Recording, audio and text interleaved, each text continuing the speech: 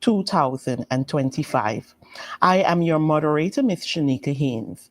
Joining today's press conference is Mr. Aubrey C. Norton, leader of the People's National Congress Reform and a Partnership for National Unity. The press statement will be read by the leader. APNU calls for independent review of mining safety, release of 2022 census data, and urgent electoral reform based on nationwide public feedback. A Partnership for National Unity is concerned that Ghana's governance systems responsible for public safety, national data management, and electoral credibility are failing in critical areas. APNU's recent community outreach, combined with reports from workers, observer missions, and independent stakeholders, reveal critical gaps in oversight and accountability that threatens the well-being of citizens and are a manifestation of the lack of democracy. In the key areas of mining safety, national statistics, and electoral reform, it is evident that the Guyanese people are extremely frustrated by the government's ongoing neglect, lack of transparency, and outright refusal to confront these fundamental issues. APNU asserts that these challenges require immediate and transparent action guided by an unwavering commitment to the nation's well-being. National mining safety and worker protection. APNU is alarmed at the disturbing and independently corroborated allegation raised by workers within the Aurora gold mines. These reports describe hazardous underground working conditions, insufficient protective gear, unhygienic accommodation, inconsistent wage payments, and discriminatory treatment meted out to Guyanese workers in comparison to the condition enjoyed by foreign employees. Public video testimonials, earlier grievances, and recurrent incidents over the last 2 decades all point to systemic weaknesses that the PPP government has failed consistently to address. This situation, Mr. Lord, good morning. The audio quality is extremely poor. This situation cannot be reviewed. Thank you, then. It needs to be. Let them raise it. Thank you, Dennis. This situation. And he needs to put the mic next to his mouth because we got here and it's very. But the mic is right here. Yeah, he got the mic slip up. It's all right. I think it's the operator. Or... What we're hearing, they're hearing it. The operator got to adjust the volume. This situation cannot be viewed in isolation. Over the past several years, there have been several fatal pit collapses, accidents on mining operation, and allegation of environmental and occupational violations. Across Guyana's interior mining regions, repeated fatal pit collapses have been documented over the past decades in Peroni, Kamong, Region 7. Several pit failures between 2022 and 2025 resulted in miners being buried and killed. In 2015, the Cameroon Pepper Creek area in Region 8 experienced one of Guyana's worst mining disasters, which killed at least 10 miners, followed by another deadly collapse in 2016. Investigations determined that negligence, unsafe pit design, and widespread unsafe practices are prevalent across medium and small-scale mining. Throughout the Region 8 interior belt from Cameroon through Madia and Upper Mazaruni, official reports identified recurring hazards such as steep pit walls, weak soils, over-excavation, and poor enforcement. When taken together, these incidents expose a pattern of systemic safety failures and a regulatory framework incapable of protecting workers in one of the country's most dangerous sectors. No volume of production or level of profit can ever justify conditions that put Guyanese lives at risk. Safety is a national obligation. Guyanese workers must never be treated as expendable Foreign investors must be required to treat Guyanese workers with dignity and respect and operate within the confines of the law. The recurring complaint from mining workers make one thing clear. The problem is not Aurora Gold Mines alone. The problem is a broken enforcement system that the government refuses to fix. APNU demands 1. A fully independent investigation into AGM and its subcontractors. 2. A national mining safety audit. 3. Strict enforcement and meaningful accountability. The 2022 census delay, a failure of transparency and national management. Enumeration for the 2022 census began on 15 September 2022, following Guyana's standard 10-year national cycle. The previous census was conducted in 2012, making the 2022 exercise essential for upgrading the country's demographic, social, and economic baseline. Under Guyana's law, the release of census data is not optional. The Statistics Act 1965, Chapter 1909, and the Population and Housing Census Act 1998 require the Bureau of Statistics to collect, analyze, and publish national statistical information, including census results. Publishing this data is necessary to ensure transparency, proper planning, and good governance. Despite these clear legal obligations, the PPP has deliberately refused to release the 2022 population and housing census results. This is a cause for public concern. The 2022 census should have already provided Guyana with a full and accurate national profile. Yet more than 3 years later, not even a preliminary report has been released. Census data is the backbone of national planning. Without access to reliable census results, stakeholders across Guyana cannot make informed decisions. It is the APNU's considered opinion that the census is being deliberately withheld to give the PPP a political advantage over other parties, as accurate population figures are critical for political planning, strategic decision-making, and ensuring a free, competitive, and democratic environment. APNU places on record that not withholding of Guyana, APNU places on record that withholding a Guyana $2 billion taxpayer-funded census for partisan benefits amongst the institutional corruption, as public resources are being manipulated for the PPP's political purposes rather than for the country's development. By refusing to publish the census, the PPP has created a vacuum that leaves businesses, NGOs, civil society, and international institutions without the national data required for planning, accountability, and development. This deliberate withholding of national statistics undermines transparency, weakens institutional credibility, and erodes public trust. 3 years without census data is not a delay. It is a profound failure of governance that undermines every national decision.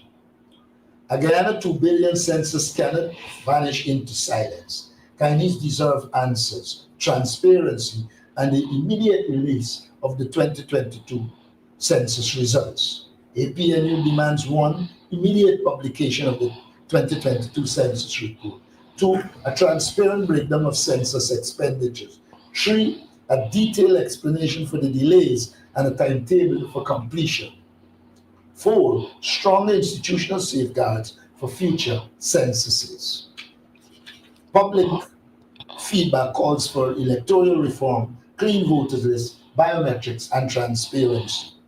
During its regular community outreach exercises, APNU encountered widespread concern about the bloated voters list, the absence of biometric identification, and structural weaknesses in the electoral processes highlighted in the European Election Observation Mission report on the 2025 elections. Citizens have expressed frustration that these vulnerabilities continue to exist without any indication that the PPP intends to take action to correct them. A credible election cannot be built on a bloated list. Guyanese are demanding a clean list, biometrics, and a system that they can trust.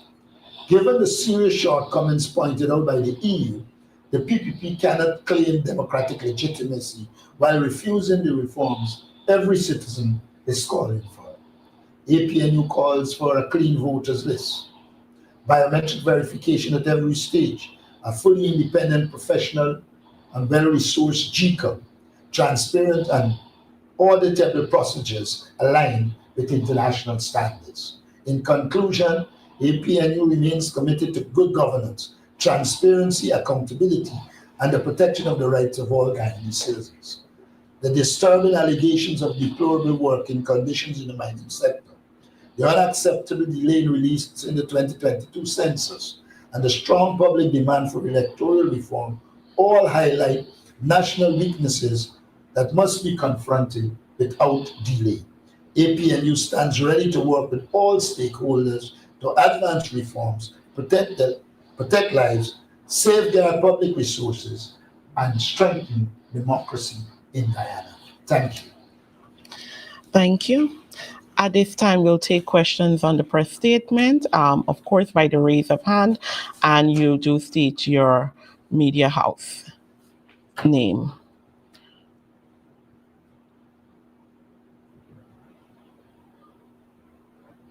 Mr. Adam Harris. A very good morning, everybody.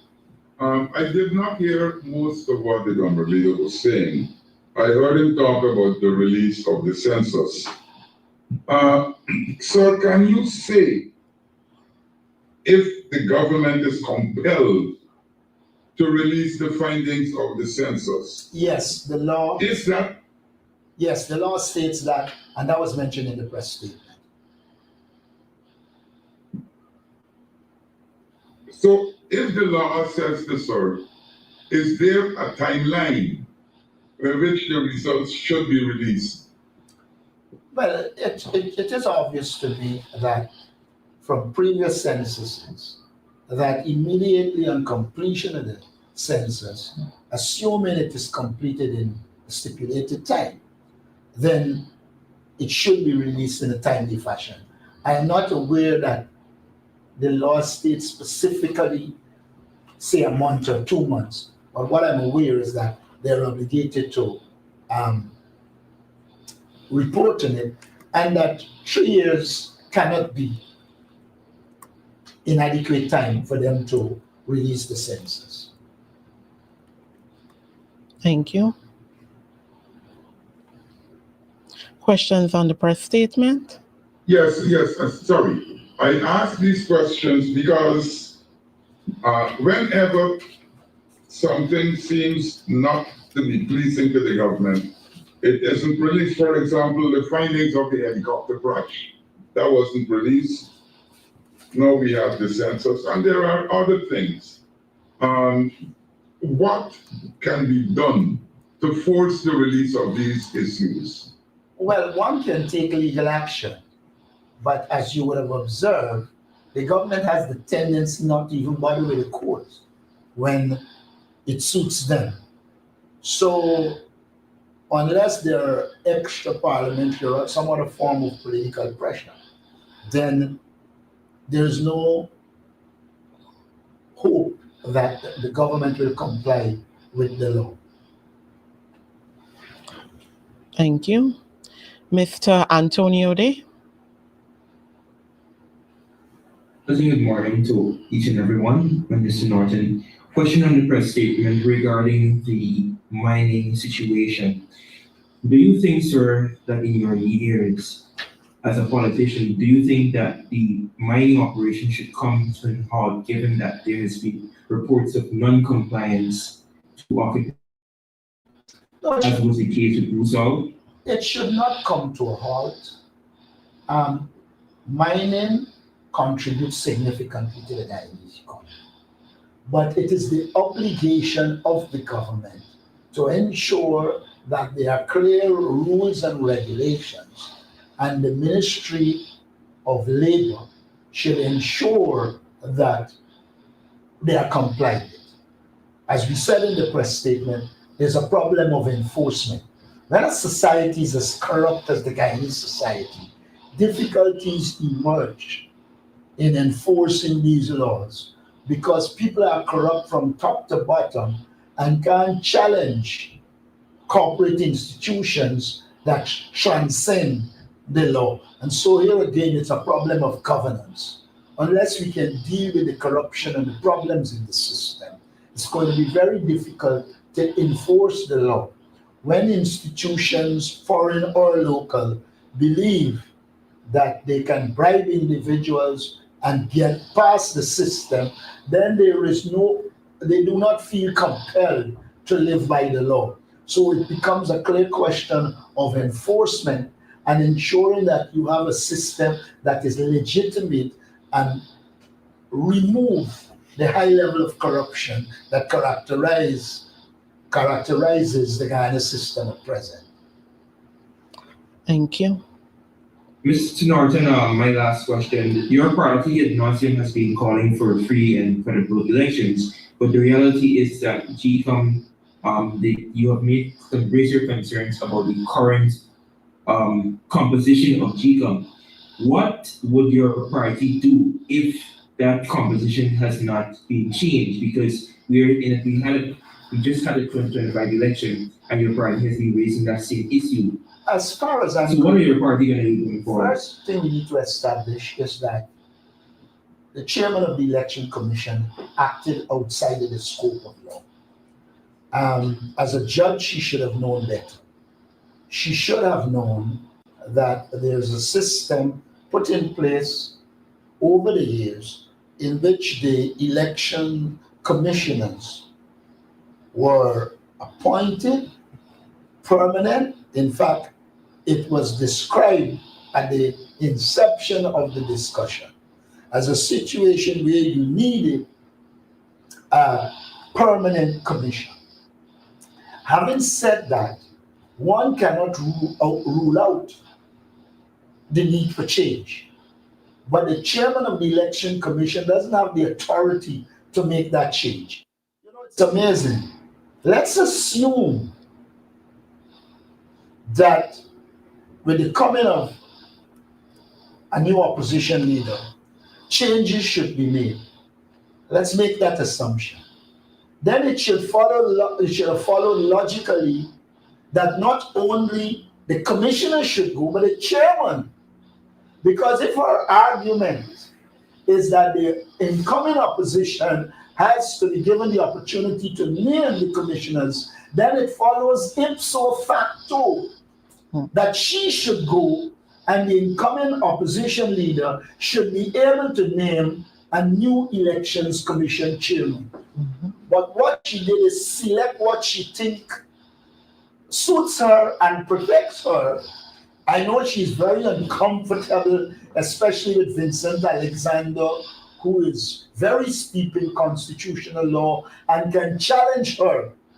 But I think she should also recognize that in the present construct, even if they are chosen by a new opposition leader, the new opposition leader has to consult the entire opposition, of which we are critical, and it doesn't follow that all of the commissioners will go, because we will seek to select who we consider to be the most efficient and effective to represent the smaller party at this stage. And so I believe a lot of what is happening is outside the confines of the law. It is evident that Claudette Singh doesn't like people with intellectual capacity who can challenge her, and therefore I believe in this regard, Vincent Alexander has become a thorn in her side. But she should know by her own actions, she should go. Thank you.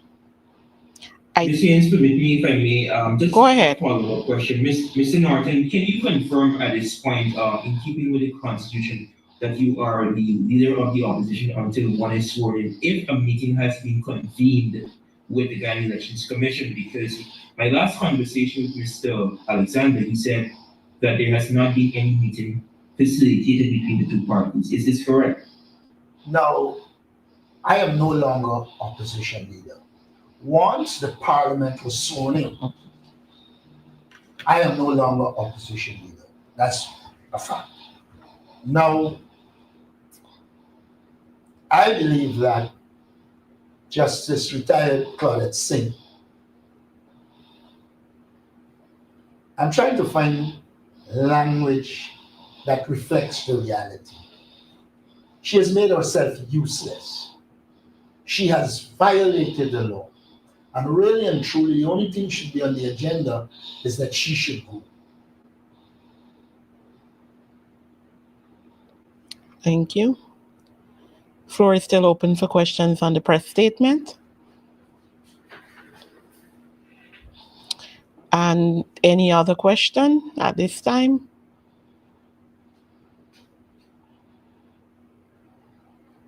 Yes, I have one. Go ahead, Mr. Harris. My question has to do with what is touted as an electronic identification card. Now, the government has announced this electronic ID. Should this matter have gone to Parliament? In the same way as when the question of a national ID came up, Parliament had to make a decision. Yes, it should have, but in the nature of the PPP, especially Jack Dale, they believe they have the power to do what they like. Only a mass uprising that the people are going to stop them. And they need to be stopped. Thank you.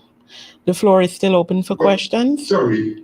Go ahead. So is your party happy with the way this electronic ID card is being introduced? No, you will recall over the years we have objected to it. We believe that there is no proper legal corpus to guide it. Secondly, we have already said that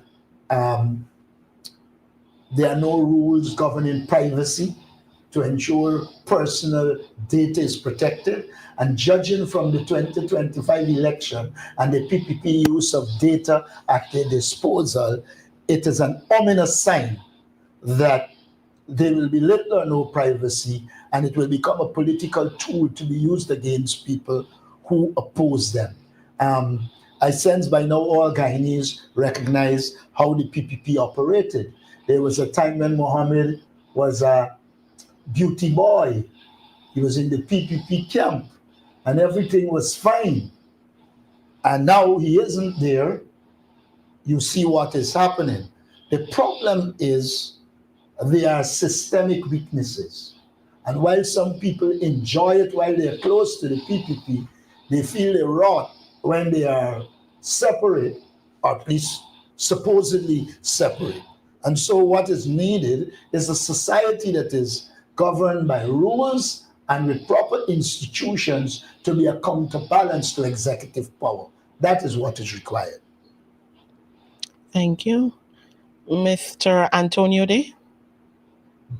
Ms. Haynes, am I allowed to ask a question outside of the... Yes, you are. You are. Okay. This question is directed to Mr. Norton. Mr. Norton, given the circumstances that transpired yesterday with the vendors and the erection of the wall, what is your concern as leader of the PNCR, given that Christmas time is coming up? The PPP has this tendency to engage, to appear to be consulting, and then they move off to do what they think should be done regardless of consultation. In the first place, the government is insensitive to at Christmas time battling with vendors, removing them, and doing the kind of nonsense they're doing across the country. It points to the fact that the government has no interest in ordinary people, in the poor. This is not one-off. Virtually every year, there are confrontations with the government and vendors. And so one has to recognize that the core issue here is that the PPP is concerned with the rich, the elite in this society, and they have little or no concern for the average man out there. Second, the citizens of Georgetown need to recognize that while we welcome beautification, because don't forget, we develop a plan for the reconstruction of the market and the improvement of the entire area. And so we are not opposed to it. What we are opposed to is things being done in an arbitrary way. And that the insensitive nature of the PPP, knowing full well that people would have stocked up for the Christmas and expect to ply their trade, they come with what they're doing. Then the question becomes, why if you are open, you have to come 2 o'clock in the morning? Why if you have nothing to worry about, you have to come 2 o'clock in the morning and put up these barriers? It points to the nefarious intention of the People's Progressive Party. And so I want to draw to people's attention. All of this, I think, is not being done because of the citizens of Georgetown. It is being done in preparation for the local government elections, in which they hope to win Georgetown, a hope which they wouldn't realize. But the citizens of Georgetown must recognize that if the council isn't a counterbalancing force to the PPP, they will do what they like in Georgetown, including taking away your property. Just look at how they handle the seawall improvement project and the amount of people who are there that were removed. And then they bring in their own people and seeking to control and dominate. One has to recognize that the party doesn't operate with the national interest in mind. It operates to satisfy friends, families, and favorites. You get a pause in it when it is coming to elections. But the minute the elections are over, they go back to themselves. That of a political party that is enriching itself and destroying every other group that is in its way. Thank you. The floor is still open. Yes. This brings me to the question of the mayor. Now, the mayor of Georgetown, his operation, his role is controlled by chapter, I think it's 1601. I didn't hear that. But the government seems to be operating as though there is no mayor. I remember Hamilton Green actually causing some equipment imposed by the government to be detained. Now, what is the power of the mayor? It appears as though he has none. They actually arrested a mayor in Georgetown when this boy, Narayan, joined the vendors outside Georgetown Public Hospital.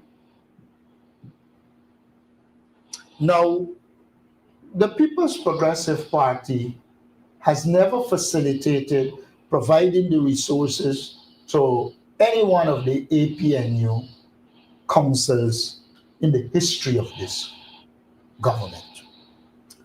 And so there is no interest in ensuring that the people who are elected by the people of Georgetown govern Georgetown. A number of things seems to be happening here. One, the PPP seems to be promoting Manichat, or she's promoting herself. And so she is injected into everything. Now, the danger here is that she is usurping the functions of the city council, which should not be.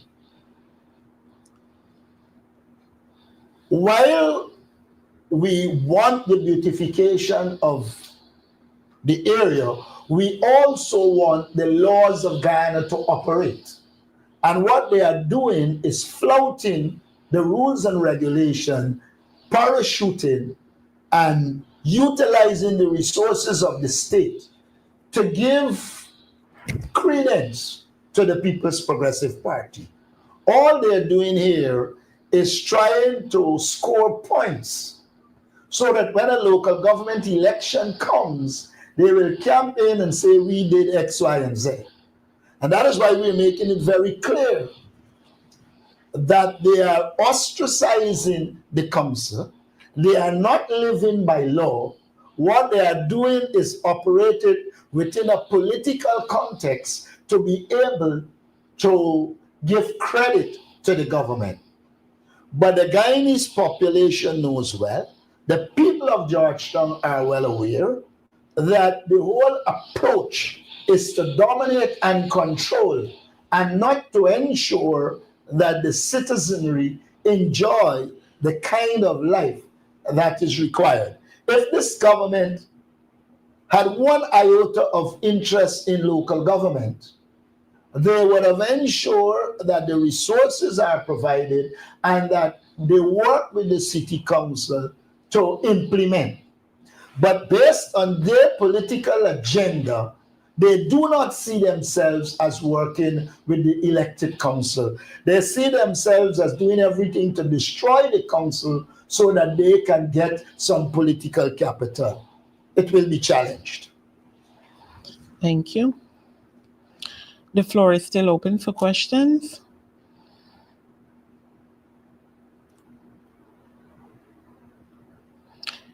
Mr. Antonio Day. Mr. Norton, speaking on the context of local government elections, I know that your party has been very proactive in terms of going to different areas and engaging members and residents.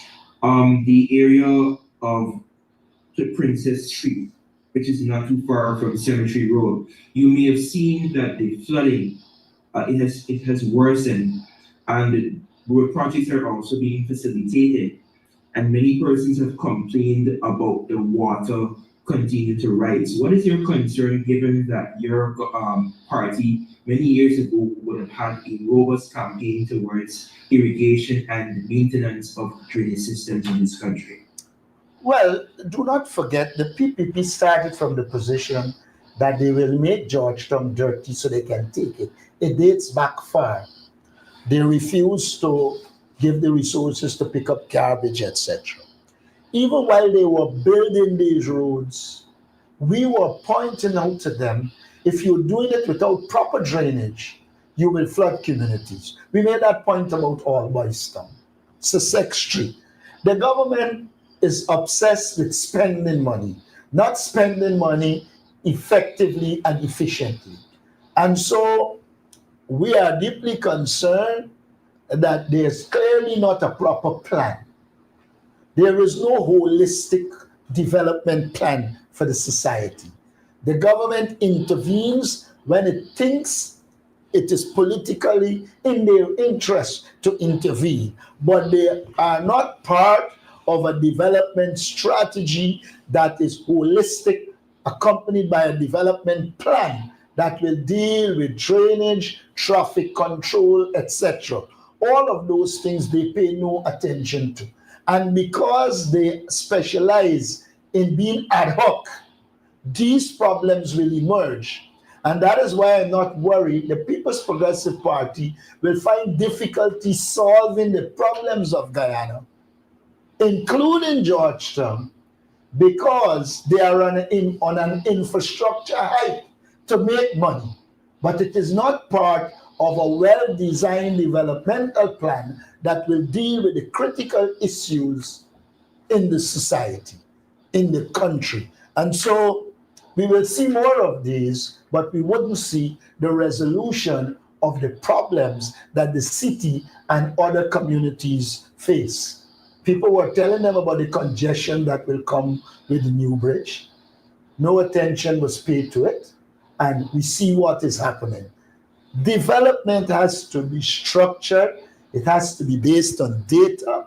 It has to be based on an analysis of the problem and allowing professional people to design plans, etc., to solve the problems rather than a program that is influenced by who can make what, how much money they can make, rather than solving the problems of Guyana.